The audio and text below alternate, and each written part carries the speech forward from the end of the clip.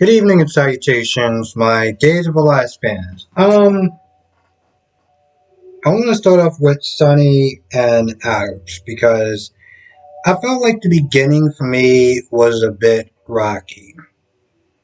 Okay, you got this chick that I have no idea who her name is, who has her feet up on a table. Like, where the hell were you raised at? On what planet do you honestly think you just walk into somebody's house, putting your goddamn dirty ass feet on somebody else's table is a good look?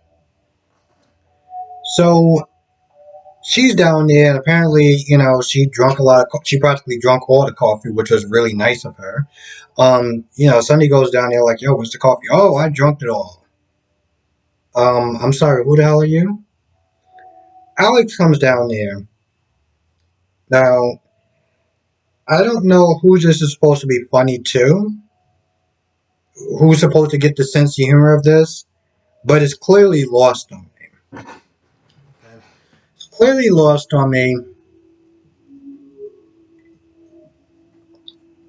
and it's something about this scene that just bothers me.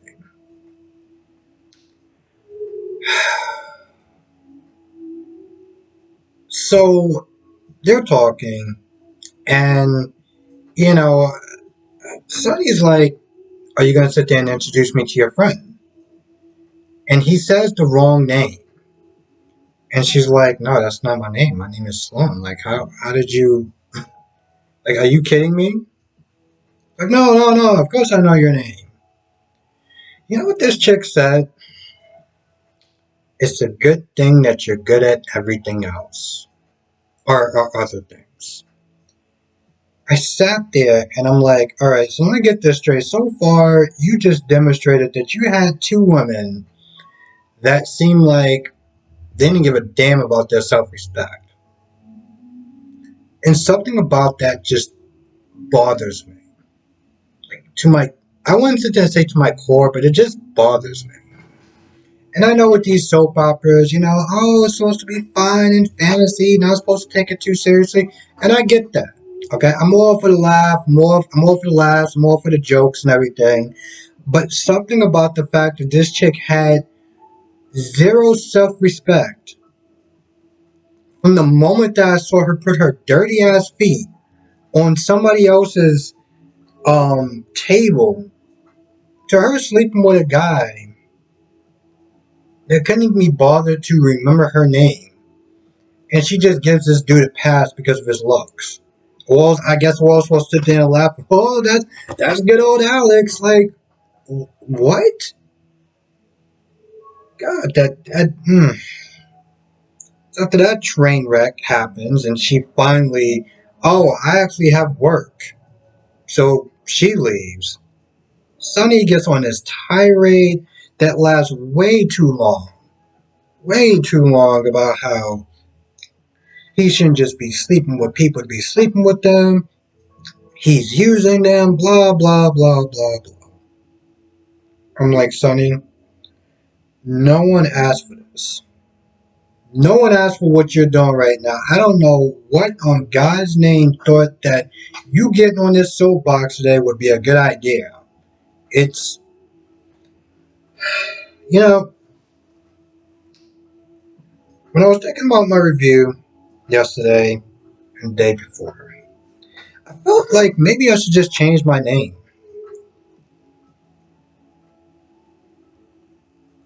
Call myself the angry soap opera reviewer. Because no one actually has that name. But I feel like I would have to put on a persona when I'm always angry, even at stuff that's not so big of a deal. And I wouldn't like that for a couple of reasons, but these last couple episodes have just been testing my goddamn nerves. Um, so he gets on that, and Alex is like, "Yo, listen, I'm gonna do. This is who I am, and I get that you love me, but I'm gonna do me, and you're gonna do you." So finally, after way too long, he drops it.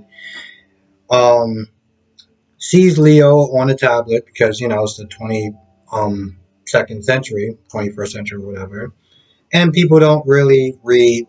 Most people don't read newspapers anymore. Like actual print.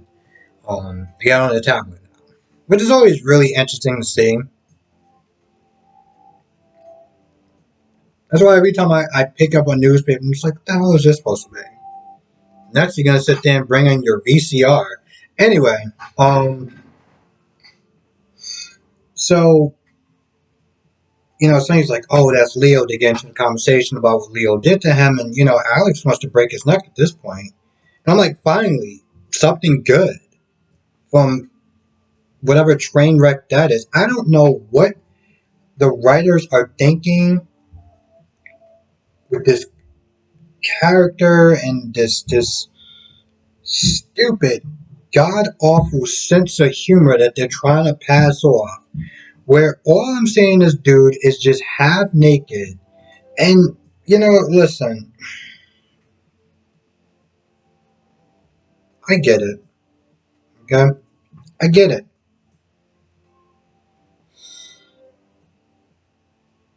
And, I'm not even going to get into that whole debate. But my point is, I get it.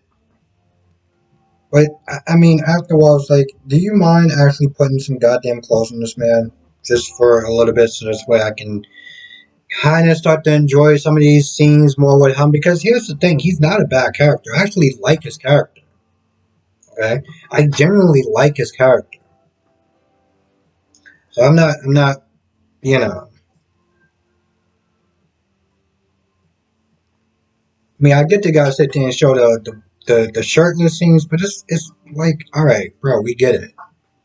We all know what he looks like without his goddamn shirt off. Can we put something on him? Is that too much to ask for?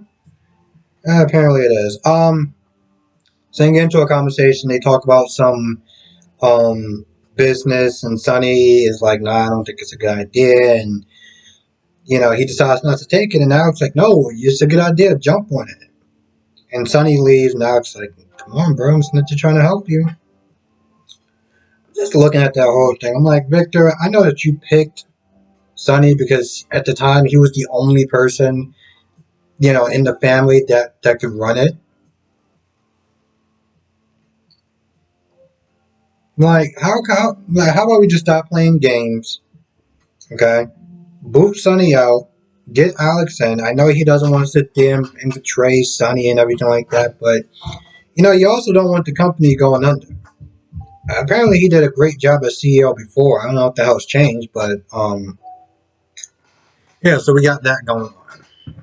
Next,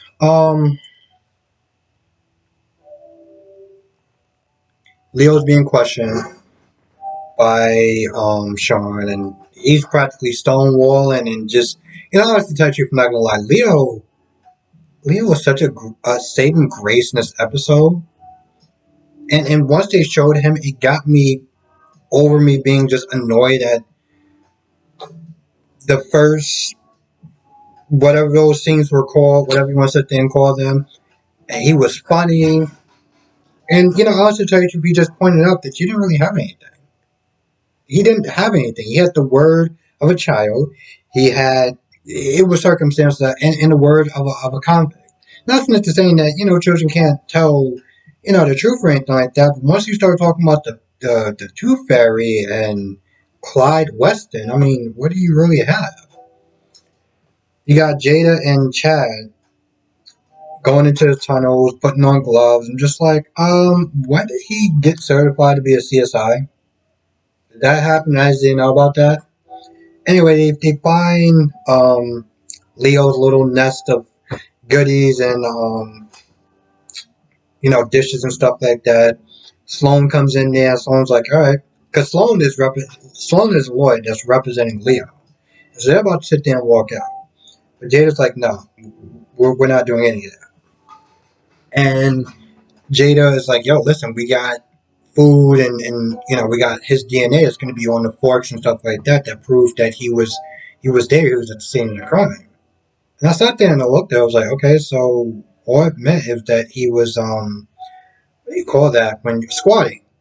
That's all you have. You just have squatting. It doesn't prove that he actually stabbed Abby. It just proved that he broke in illegally. Okay, cool. He'll spend a couple of days in jail and pay a fine, whatever, and then he'll be good to go. Um, I don't know where Leo actually has this money from. I know he got some money from the jewelry sale, but she doesn't seem like a public defender. And not to sit there and discredit public defenders. I'm just saying she seems so confident, like, we just gonna walk out. You're not gonna say anything. Yeah. Where are you getting this money from? Um. So anyway, like Jada and Sean is like, yo, we got you. That's the right.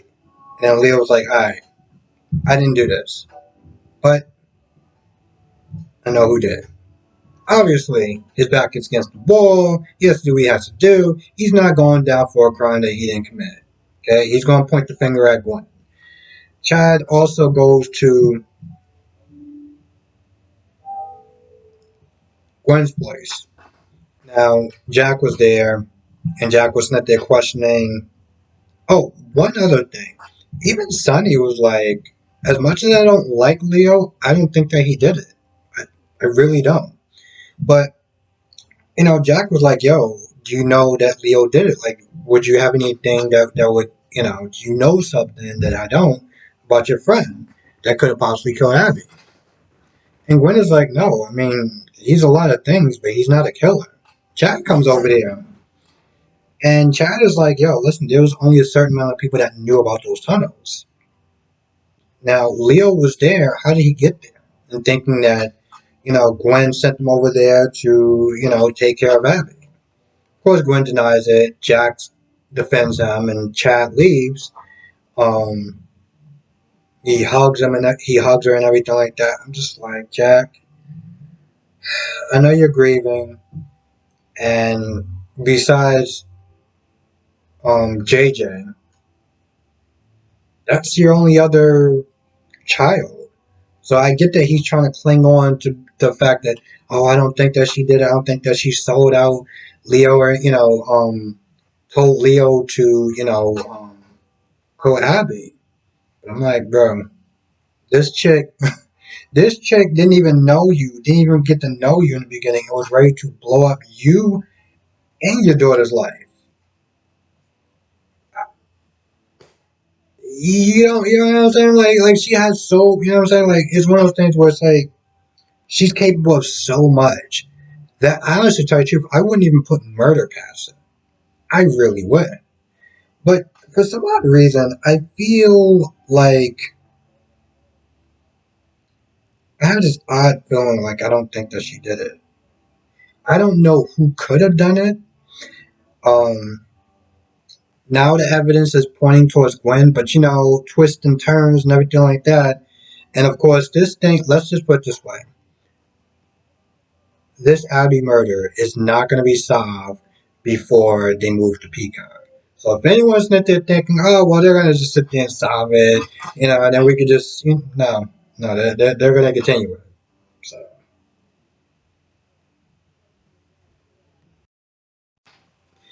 for a minute, I thought it was actually done, and then I was like, wait, I'm forgetting somebody. One of my other favorite characters, Steve. So Kayla gives flowers. And Steve was like, at first Kayla was like, oh, thank you, Steve. And Steve was like, no, those aren't for me. They look, they see a note from Orpheus. And they're saying, oh, I'm sorry.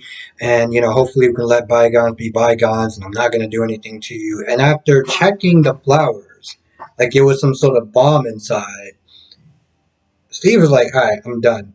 He goes in the closet, he gets his piece, and he's like, I'm going to sit there and take care of this dude now.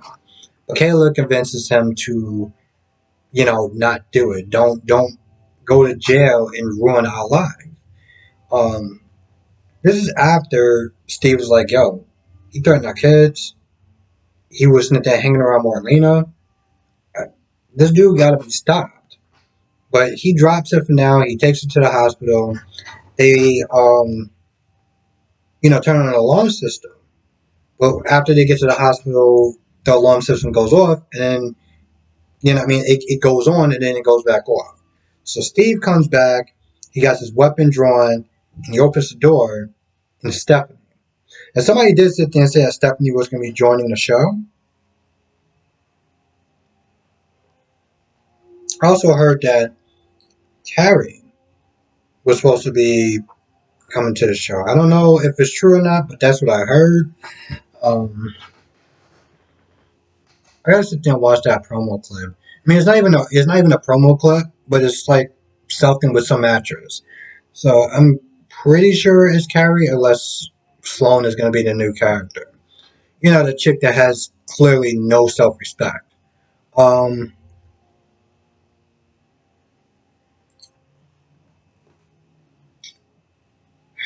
Anyway, I feel like that's about it for the most part. I think that's probably the most pertinent information. I'm not gonna lie. I probably would have kicked myself if I didn't talk about Steve and Caleb. Um, honestly, to tell you the truth, I don't know why I didn't. I just don't. I didn't remember their presence, and it's odd because, again, Steve, my guy. So you know.